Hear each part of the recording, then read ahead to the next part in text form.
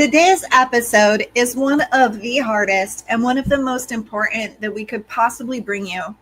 My name is KidSAFE, and this is Voices from the Frontlines, and this is a KidSAFE edition episode.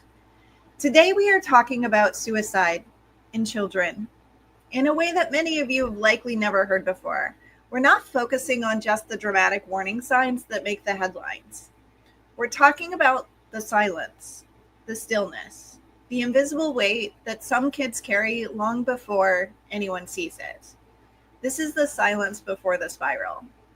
Because sometimes the child who says nothing is the one who is struggling the most. Here's what most people are just not ready to accept. Children under 12 do think about suicide. They do internalize despair. And too often they don't say a word. Not because they're manipulative, but because they likely don't have the language for what they are feeling. And because many adults, parents, teachers, and even well-meaning clinicians have never modeled what emotional fluency sounds like. Let me say this clearly. If a child has never seen an adult name a feeling, regulate their body, or talk about internal struggle without shame, that child has no map. So what do? They shut down, they turn it inward, they overachieve, they isolate, they try harder to be good, and sometimes they stop trying at all. Here's the thing most suicide prevention frameworks miss. Despair doesn't always scream. Sometimes it goes quiet.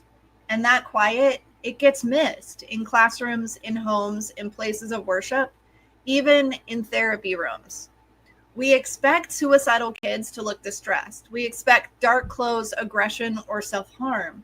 But what about the child who never raises their hand anymore? What about the 10-year-old who used to talk all the time and now just shrugs? What about the one who seems like they're fine but avoids eye contact and rarely asks for help? What about the ones holding so much inside they've learned to disappear in plain sight? Let's pause here for a moment. If you're listening and a face just came to mind, a student, a client, your own child, I want you to breathe. This is not about panic or blame or shame or guilt. This is about presence, patience, and awareness. Because you don't prevent suicide by scanning every child for danger. We prevent suicide by creating a culture where being safe is normal and naturalized, where being human becomes safe, where sadness, confusion, overwhelm, and fear are spoken and not hidden or swallowed, where there's room for hard conversations without punishment and shutdown, where we stop praising the kids who never caused trouble without asking what they had to bury to earn that peace for us. Let's talk a little nervous system science for just a moment. When a child is stuck in dorsal vagal collapse, the freeze or shutdown state, they may look distressed. They might seem tired, disengaged, or quiet, but that's not calm. It's survival. And the longer they live in that state without connection, the more their system starts to believe this is how it is. I'm alone. I don't matter, and nothing changes. From a polyvagal perspective, connection is the medicine, not lectures, not behavior charts, not rewards or punishment, connection. So what do? First, we shift the question from how do I stop this child from hurting themselves to what might this child need to feel seen? What don't they have words for yet? Where can I soften so they don't have to carry everything? That might look like listening longer than you're comfortable. Asking questions like, what's been hard for you lately? Instead of how was school? Telling them you don't have to be okay for me to love you. And sometimes just sitting with them. No fixing, no prying, just being present. Here's another point that might get some pushback.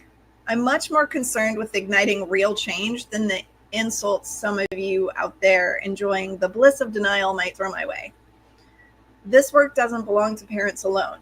It belongs to schools, systems, churches, neighborhoods, pediatricians, coaches.